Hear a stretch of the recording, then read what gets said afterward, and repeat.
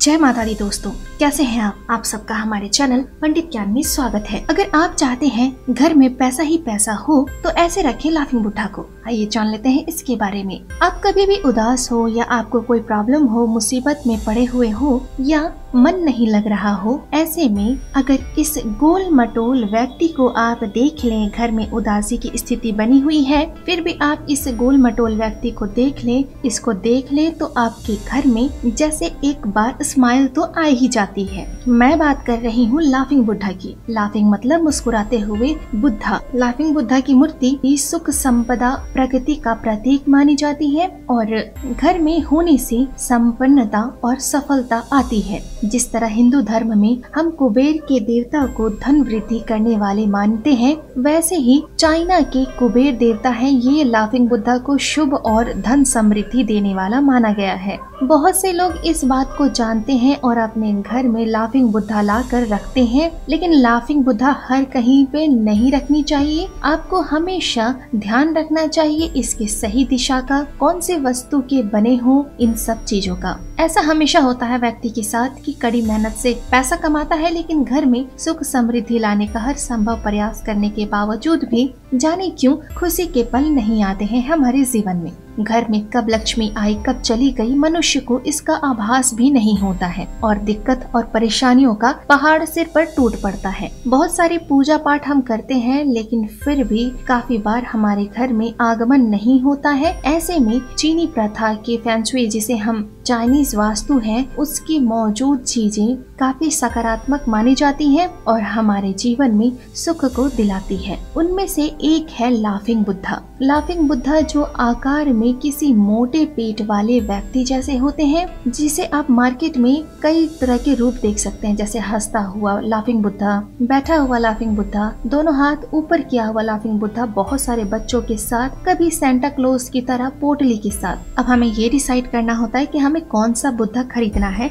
और कब और किस जगह रखना है, जिससे मनचाहा फल हमें प्राप्त हो सके। भौतिक सुख सुविधाओं की चाह हर किसी को होती है और गरीबी के दलदल से निकलने के लिए, अपने आप को अमीर बनाने के लिए, अपनी ख्वाहिशों को आसमान तक पहुंचाने के लिए प्रत्येक पद्धति में आर्थिक समृद्धि के उपाय बताए गए हैं। वो चाहे भारतीय ज्योतिष हो, जमीनीय ज्योतिष हो, बाइबल हो, कुरान हो, वेस्टर्न एस्ट्रोलॉजी हो, feng shui हो, वास्तु हो, सभी धार्मिक ग्रंथों में दुख रहित और समृद्धिदायक जीवन व्यतीत करने के लिए उपाय बताए गए हैं। इसी प्रकार से feng shui में भी धन वृद्धि और सौभाग्य वृद्धि के लिए क्रिस्टल ट्री, बांस का पौधा, लाफिंग बुद्धा, सोने के सिक्के वाला जहाज, चाइनीज सिक्के, घंटियां, 3 टांग वाला मेंढक जिसे विंग शाइम बोलते हैं, ये घर और ऑफिस को खूबसूरत तो बनाते ही हैं, साथ ही प्रगतिशील बनाते हैं। वहाँ पे हमारे लिए प्रोग्रेस लेकर आते हैं और स्थायित्व प्रदान करते हैं। तो चलिए मैं आपको बता दूं, जीवन में समृद्धि, सफलता, धन में वृद्धि, व्यवसाय, विकास आदि के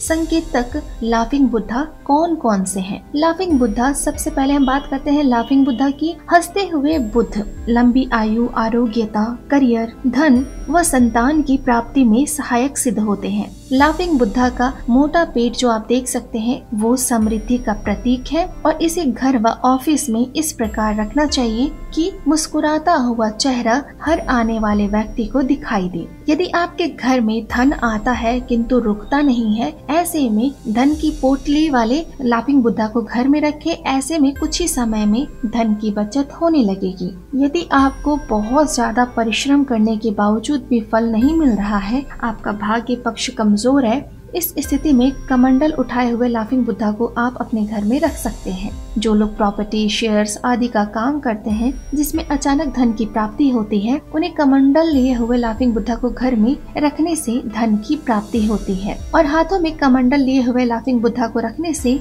सफलदायक परिणाम मिलते हैं। तो आज हम बात करेंगे कि कहाँ रखना चाहिए लाफिंग बुद्धा को। आप जहाँ भी इसे रखें, लेकिन ये ध्यान रखें कभी भी उनको जमीन पर नहीं रखना चाहिए। इन्हें उसी तरह पूजनीय स्थल पर रखें जैसे भगवान को रखा जाता है। आप इन्हें बैठक में रख सकते हैं ताकि आपके घर में जो भी गेस्ट आते हैं उनकी नजर इन पर पड़ सके। लाफिंग बुद्धा को कभी भी बाथरूम में, डाइनिंग टेबल पर, टॉयलेट पे, बेडरूम पे या रसोई घर पे नहीं रखा जाना चाहिए। अलग अलग लाफिंग बुद्धा अलग अलग इच्छाएं पूरी करते हैं, लेकिन सावधानियों से आपको इसका ध्यान रखना पड़ता है। अगर आपको लगता है कि आपके घर में कोई जादू टोना करता है या किसी की बुरी नजर लग गई है आपके काम धंधे को, आपकी पूजा पाठ को, आपके घर को, तो आप ड्रैगन पर बैठे हुए लाफिंग बुद्धा लेकर आए। दिव्य शक्तियों के स्वामी लाफिंग बुद्धा को घर में रखें और आपकी सारी नजर कट सकती है। अगर आपके घर में कोई बहुत बीमार रहता है और आप बहुत सारे अपने टेस्ट करवा चुके हैं, लेकिन ये समझ नहीं आ रहा है कि बीमारी क्यों है,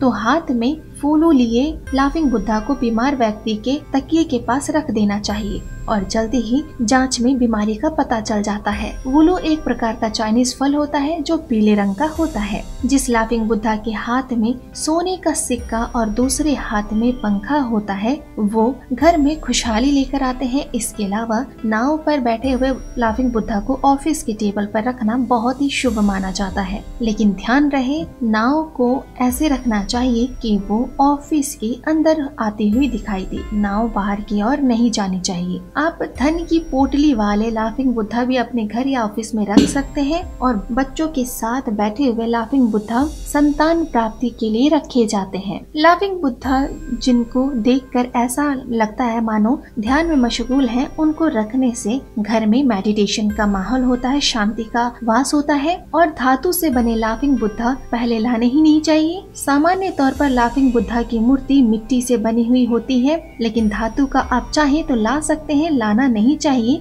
लेकिन इनके प्रभाव अलग होते हैं। ऐसे व्यक्ति जो कभी निर्णय नहीं ले पाते, जिनके निर्णय क्षमता बहुत कमजोर होती है, उनको धातु से बने हुए हंसते हुए बुद्ध प्रतिमा को अपने घर या ऑफिस में रखना चाहिए। इससे निर्णय क्षमता बढ़ जाती है, किंतु ध्यान रखें कि हमेशा ऊंचाई पर रहना चाहिए। ये मूर्ति खंडित, गंदी या धूल मिट्टी से सनी हुई बिल्कुल भी नहीं होनी चाहिए और इन मूर्तियों की कभी भी पूजा नहीं करनी चाहिए। अनेक किस्मों में मिलते हैं लाफिंग बुद्धा, कभी कभी थैला लिए हुए। वो आप आपके घर में या दुकान में या ऑफिस के मुख्य द्वार पर रखते हैं। ये आमदनी के द्वार को खोलता है, लेकिन ध्यान रखें कि कभी भी लाफिंग बुद्धा के पास जो थैला है वो खाली ना हो। इस थैले में रखा गया सामान बाहर तक नजर आना चाहिए। अगर आप खुशहाली चाहते हैं, घर के मुख्य द्वार पर प्रवेश करते ही कोई कोना हो तो लाफिंग बुद्धा को वहीं रखें, लेकिन ध्यान रखें जब रखें तो इनसे कोई टकराए नहीं। घर में खुशहाली और समृद्धि को बढ़ाने के लिए हंसते हुए बुद्ध की प्रतिमा को ऐसे रखें जैसे वो आने वाले मेहमान को देख रहे हैं।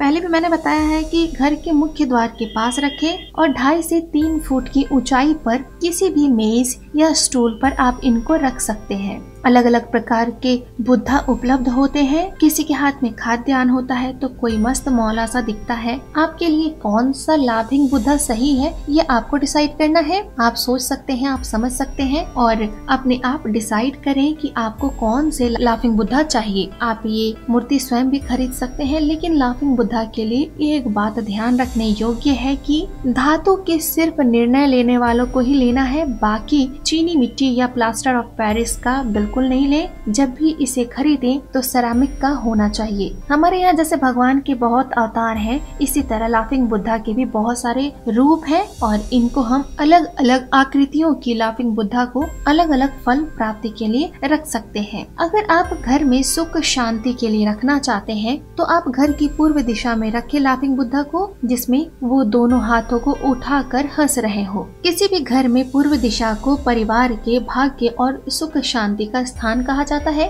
और अगर आप अपने घर के सदस्यों के बीच आपसी प्रेम और तालमेल बढ़ाना चाहते हैं तो एक लाफिंग बुद्धा घर में पूर्व दिशा में रखें जो अपने दोनों हाथ उठाकर हंस रहे हो। फेंगशुई के नियम के अनुसार लाफिंग बुद्धा को अपने घर में दक्षिण पूर्व दिशा में रखें तो इस दिशा की पॉजिटिव एनर्जी बहुत ही बढ़ जाती है जो धन और सुख को आकर्षित करती है। घर में रहने वालों की आमदनी बढ़ती है। नौकरी, व्यवसाय, आपके विरोधियों से अगर आप परेशान हैं तो इससे भी आपको राहत मिलती है। लाफिंग बुद्धा को घर या दफ्तर में जहाँ भी रखें इस बात का ध्यान रखें कि उसकी ऊंचाई आपके आँखों के बराबर जरूर हो, यानी लाफिंग बुद्धा इस तरह हो कि आते जाते आपकी सीधी नजर पड़े। अधिक ऊंचाई या अधिक नीचाई पर इसे नहीं रखना चाहिए। जिस तरह से गणेश जी का मुख हम हमेशा मुख्य दरवाजे की ओर रखते हैं, इसे शुभ मानते हैं, वैसे ही मुख्य दरवाजे को देखता हुआ लाफिंग बुद्धा धन समृद्धि को आकर्षित करने वाला माना जाता है। तो कर लीजिए ये उपाय। मैंने आपको बताया लाफिंग बुद्धा के चमत्कारी उपाय, तो आप भी समझ गए होंगे कि आपको लाफिंग बुद्धा घर में कहाँ और कैसे रखना है।